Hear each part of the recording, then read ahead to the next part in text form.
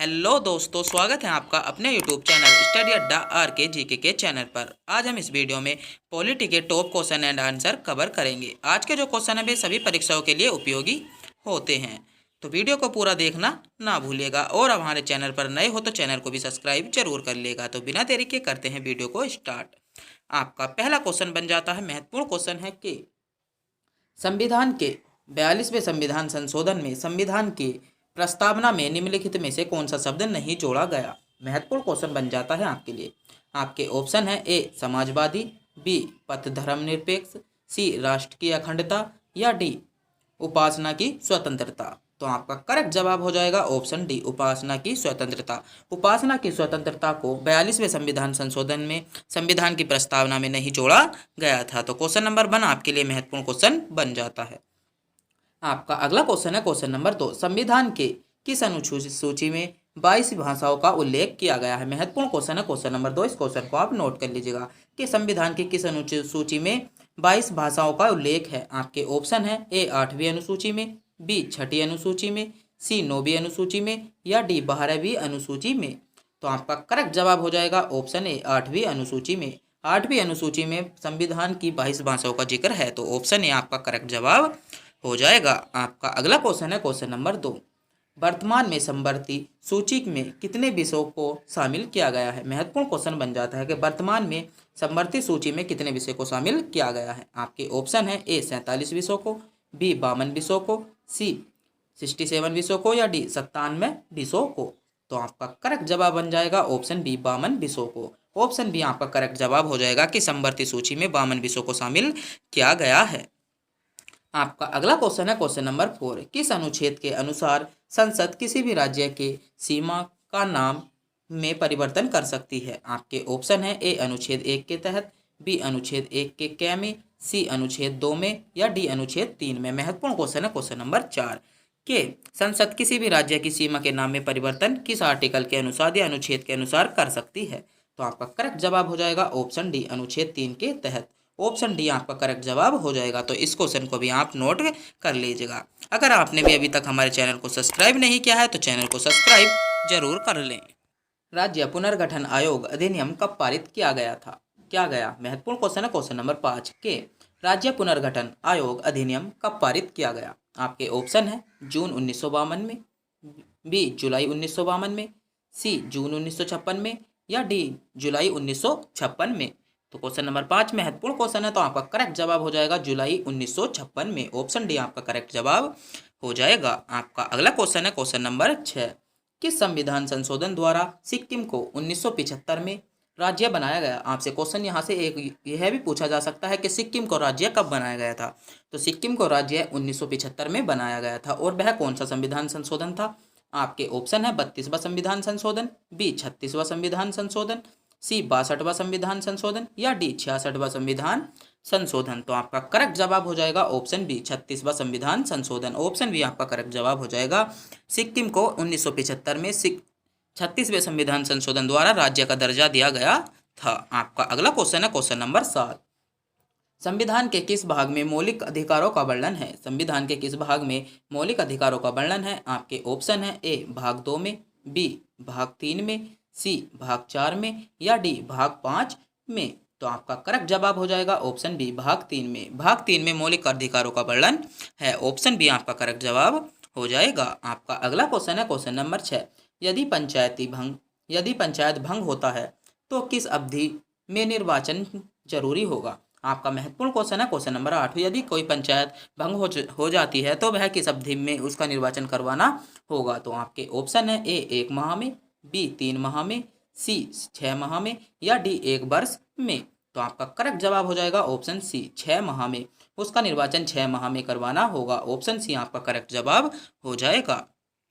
आपका अगला क्वेश्चन है क्वेश्चन नंबर 9, भारत में सबसे पहला नगर निगम निम्नलिखित में से कहाँ स्थापित किया गया। महत्वपूर्ण क्वेश्चन है क्वेश्चन नंबर 9 अब तक का सबसे महत्वपूर्ण क्वेश्चन होने वाला है कि भारत में सबसे पहला नगर निगम निम्नलिखित में से कहाँ स्थापित किया गया था। आपके ऑप्शन है ए दिल्ली में, बी मुंबई में, सी कोलकाता में या डी मद्रास में। तो आपका करेक्ट जवाब हो जाएगा ऑप्शन डी। ऑप्शन डी आपका करेक्ट जवाब हो जाएगा मद्रास में। मद्रास में सबसे पहला नगर निगम स्थापित किया गया था। आपका अगला क्वेश्चन है क्वेश्चन नंबर 10। भारतीय संविधान के किस भाग में आपात उपबंध की व्याख्या किया गया है? उपबंध की व्याख्या की गई है। आपका क्वेश्चन है क्वेश्चन नंबर 10 के संविधान के किस भाग में आपात उपबंध की व्याख्या की गई है? आपके ऑप्शन है ए भाग 4 में, बी भाग 8 में, सी भाग 14 में या डी भाग 18 में। तो आपका करेक्ट जवाब हो जाएगा ऑप्शन डी भाग 18 में। भाग 18 में क्या है, अब आपात की क्या आपात उपबंध की अवधारणा की गई है। ऑप्शन डी आपका करेक्ट जवाब हो जाएगा। आपका अगला क्वेश्चन बन जाता है 11। महत्वपूर्ण क्वेश्चन बन जाता है कि 6 से 14 वर्ष के बच्चों के लिए अनिवार्य शिक्षा किस संविधान संशोधन द्वारा पारित हुआ? क्या ऐसा कौन सा संविधान था जिसमें 6 से 14 वर्ष के बच्चों के लिए शिक्षा अनिवार्य की गई? आपके ऑप्शन है 42वां संविधान संशोधन द्वारा, बी 48वां संविधान संशोधन द्वारा, सी 91वां संविधान संशोधन द्वारा या डी 86वां संविधान संशोधन द्वारा। तो आपका सही जवाब हो जाएगा ऑप्शन डी 86वां संविधान संशोधन द्वारा 6 वर्ष से 14 वर्ष के लिए बच्चों के लिए शिक्षा अनिवार्य की गई थी। आपका अगला क्वेश्चन है क्वेश्चन नंबर 12। भारतीय संविधान के किस भाग को भारत का अधिकार पत्र भी कहते हैं? भारत का अधिकार पत्र भी किस भाग को कहते हैं? आपका ऑप्शन है ए भाग 3 को, बी भाग 5 को, सी भाग 15 को या डी भाग 20 को। तो आपका करेक्ट जवाब हो जाएगा ऑप्शन ए भाग 3 को। भाग 3 को भारतीय संविधान का भाग को भाग पत्र भी कहा, अधिकार पत्र कहा जाता है। आपका अगला क्वेश्चन है क्वेश्चन नंबर 13। निम्नलिखित में से कौन सा मौलिक अधिकार संविधान के अनुच्छेद 23 एवं 24 में वर्णित है? महत्वपूर्ण क्वेश्चन है क्वेश्चन नंबर 13 के 23 और 24 में वर्णित कौन सा अधिकार है? आपके ऑप्शन है ए समानता का अधिकार, बी स्वतंत्रता का अधिकार, सी शोषण के विरुद्ध अधिकार या डी शिक्षा का अधिकार। तो आपका करेक्ट जवाब हो जाएगा ऑप्शन सी। ऑप्शन सी आपका करेक्ट जवाब हो जाएगा शोषण के विरुद्ध अधिकार। ऑप्शन सी आपका करेक्ट जवाब हो जाएगा कि 23 और 24 में वर्णित अधिकार शोषण के विरुद्ध अधिकार है। आपका अगला क्वेश्चन है प्रेस की स्वतंत्रता का अधिकार वर्णित है। प्रेस की स्वतंत्रता का अधिकार किस अनुच्छेद में वर्णित है? आपके ऑप्शन है ए अनुच्छेद 19 में, बी अनुच्छेद 19 के ए में, सी अनुच्छेद 19 के बी में या डी अनुच्छेद 19 के सी में।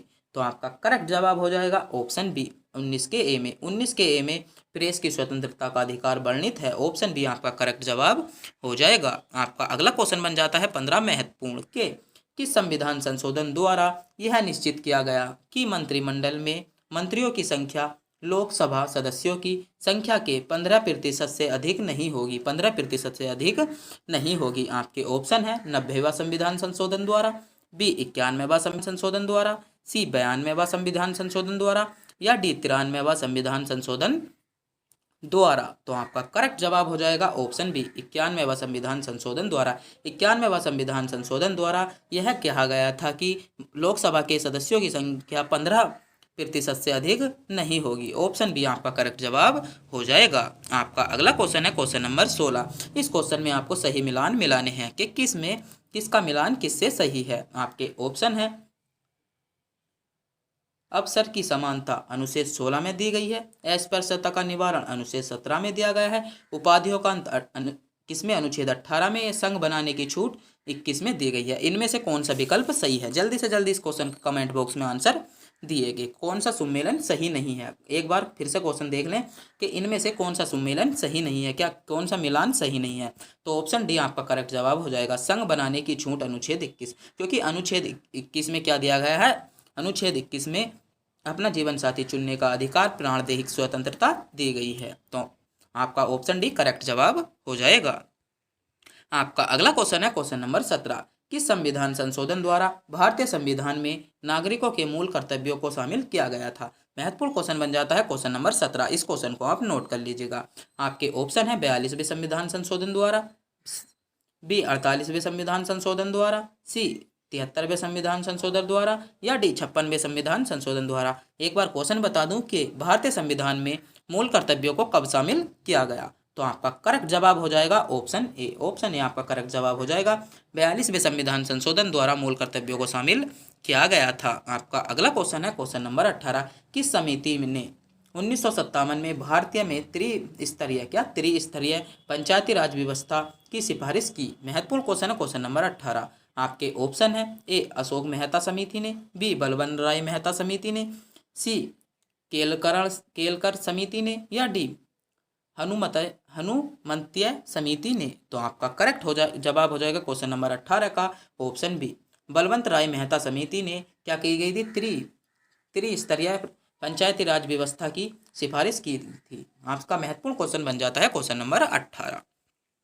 आपका अगला क्वेश्चन है, पंचायती राज व्यवस्था सर्वप्रथम कहाँ पर लागू हुई? पंचायती राज व्यवस्था सर्वप्रथम कहाँ लागू हुई थी? आपके ऑप्शन है, ए मद्रास में, बी चेन्नई में, सी नागौर में, या डी हिसार में। तो आपका करेक्ट जवाब क्या हो जाएगा? आपका करेक्ट जवाब हो जाएगा ऑप्शन सी, नागौर में। नागौर में पंचायती राज व्यवस्था सर्वप्रथम लागू की गई थी। ऑप्शन सी आपका करेक्ट जवाब हो जाएगा। आपका आज का लास्ट क्वेश्चन है क्वेश्चन नंबर 20 के।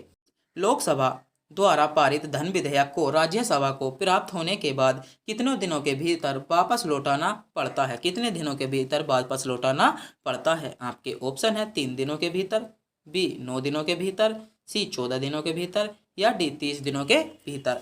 अगर आप भी इस क्वेश्चन का जवाब जानते हैं तो कमेंट बॉक्स में बताना ना भूलें, और हमारे चैनल पर नए हो तो चैनल को सब्सक्राइब और वीडियो को भी लाइक जरूर कर लें। तब तक के लिए मिलते हैं अगली वीडियो में।